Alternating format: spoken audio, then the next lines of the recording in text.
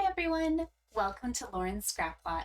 My name is Lauren Urbonis and I am delighted to welcome you to my Show Me How It's Done series. This week I'm going to show you how to make a little treat box here using the die from the North Pole Delivery Suite and the products from the Traditions of Christmas Suite.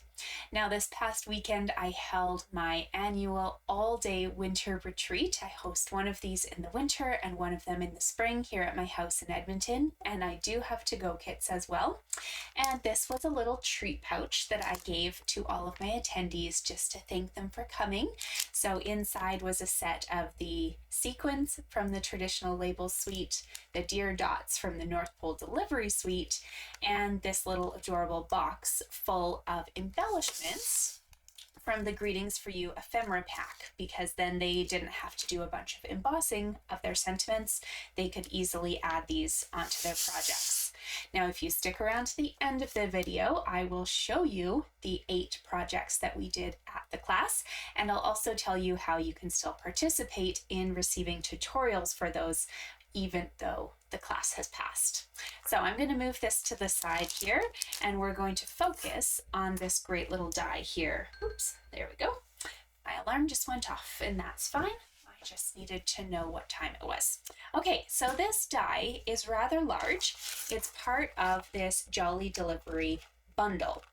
So some of the dies complement the Jolly Delivery stamp set, such as the critters and the mailboxes.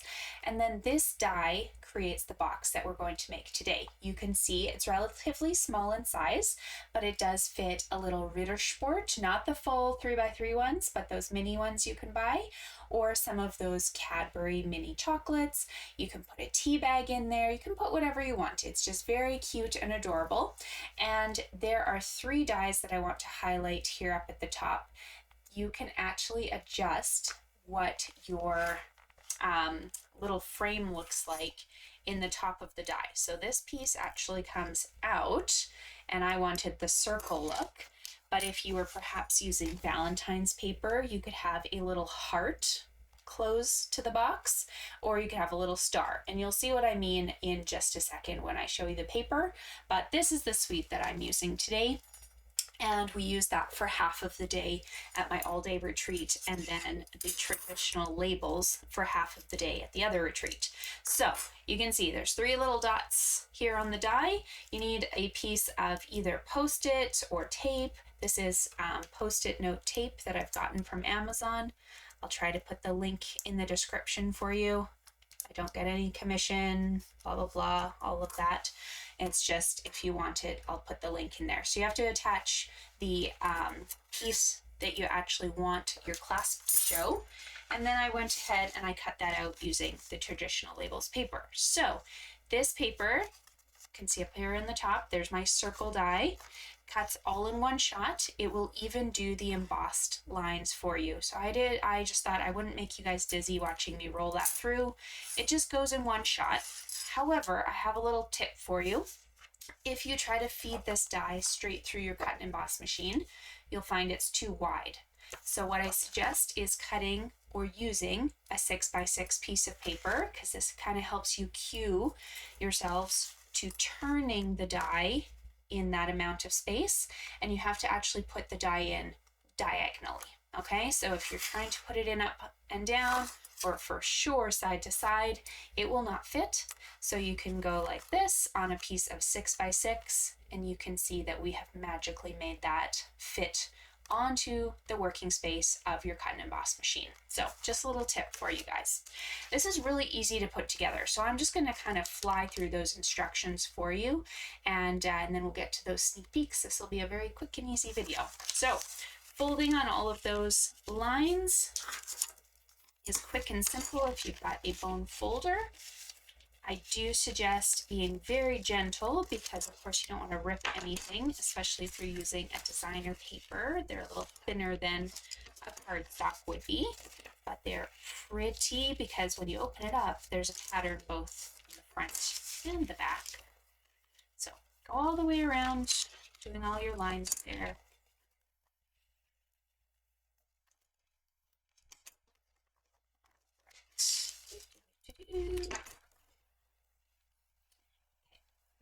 here's a couple little tricks. When you get to the assembly part, you can see I have put, hopefully you can see that, I've put little double-sided tapes on each of the tabs. That's to cue you that that is the only place you will need adhesive here. You can also use glue, okay? If you want something that is going to be strong and will hold for sure, use glue. But before you attach the box, lift up these little tabs. There'll be a slight score mark here, so there's half a circle coming up, slight score mark here, half a circle coming up, and just keep that up and out of your way. If you have, take your pick tool. It's the easiest way to get rid of these little tabs here.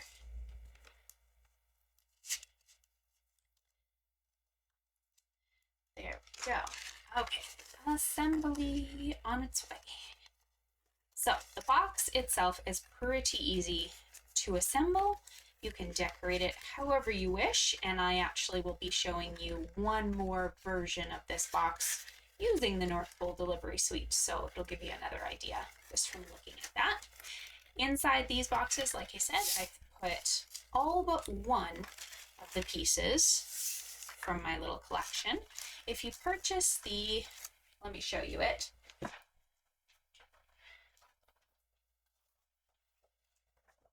Purchase this Greetings for You ephemera pack and open it up, there's actually 6 of every sentiment in the package. So what I did is I took a little tray and I separated out all of the pieces and made piles of 6 so that everybody gets one of each sentiment in their little box. So that's what's in here. Closed it up, and then you're going to put the tab side down first and just hold it open, squeeze it through, and just kind of pull up very gently. There are so many ways to decorate the box. You can close it so that nobody can open it ever again, but I wanted to make it so that somebody could actually kind of reach under my tag, open the box, and then reclose it if they really wanted to. So what I cut one of the tags from the traditional labels die set. Pull that up for you here. So this was the other suite we used, traditional labels. This is the die that I used. I embossed it with the Timeless Plaid embossing folder. And then to decorate, I simply grabbed one of these gorgeously embossed flowers from the designer paper. I purposely chose these 4 on the bottom because I wasn't really able to use them on some of the other projects, but I didn't need the whole thing showing on this one. So I'm using only those edge pieces, and then I'll use the full flowers for other projects. So great way to reuse what you've got. Okay, let's do the tab and the tag separately. Okay, so we've got our tag. We've got our beautiful flower. We're gonna pop a couple dimensionals on the back of that. 1 and 2. Like so. And I just kind of put that over about 2/3 of the tag. And now down here underneath the tag, I'm going to add a couple more dimensionals. Technically, these ephemera packs are stickers. I could just stick the stickers straight on, but I kind of like the lift the dimensional brings, so I'm going to do that. You certainly can use a sticker if you prefer though. We've got Happy Christmas. I'm just going to put that across the bottom like so. Then to add a few sequins, I grabbed the traditional labels sequin set. I used all the blue ones on the ones I was giving to them. So let's see, let's use a gold for this one. Try that combination. So 1 large, 1 medium, and 1 small little gold sequin. Okay, how do we get enough lift for somebody to open the box? Great question. We're going to grab some large dimensionals and just put them on this top panel here. 1 and 2. You don't want it too far up because of course the tag doesn't cover that section. Take the backings off of those 2 and then stack 1 more on top. That's going to give you lots of room then to wiggle around in that space. be able to open and close this box if you really want to. You don't have to. Your tag can go right on the middle here. And then I like to just take something skinny and kind of rest it underneath the paper and the dimensional so I can just press those two together nicely. And then if you can see here, technically, we can open that tab right up and still the tag is attached and not falling off on us. It'll be a little tricky, of course, to get it back, but it should slip right into place and you'll be able to reuse that little box again. Pull up, there you go. There, can still technically open and close. So very, very simple. Here's my version with the traditional labels. And now here's my version from the North Pole delivery. This was one of the projects that we did at the event. There's some tea in there for them. And I'm going to show you the other projects that we did. So as I mentioned, that event was this last weekend. Make sure you're following my Lauren ScrapLot page because I do events every month like this. Not usually as big. I do this one in the spring and the winter, as I mentioned, but I'm gonna this time sell the tutorial only option for this class. So it won't be anything fancy. It's not gonna be, pardon me, a big full step-by-step PDF. But what I am going to offer is basically a copy of the videos that I sent out to my to-go people. So what that includes is all the measurements and the supplies that they would need to replicate the card, and then a little video with tips on how to assemble the pieces. Of course, that video I'm not filming separately, so some of the announcements such as event specials and things that are kind of unique to the class you'll still get to listen into. You just wouldn't get to participate. But I thought since a few people have asked if I would consider selling a tutorial, that I would just throw it out there. And it's going to be $30 Canadian, just like my Traditions and Treasures retreat.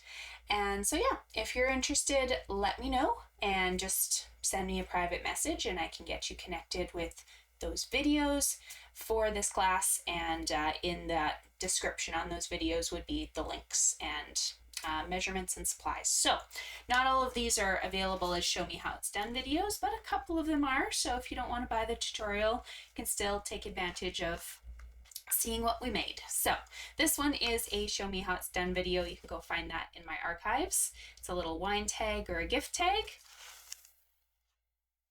This one here is a gift card holder. It is not a show me how it's done video. I did a little present card. Right there, opens up like so. You could stamp inside if you really wanted to as well. And the last one from the morning is this guy here. So it just opens up like so, diagonal.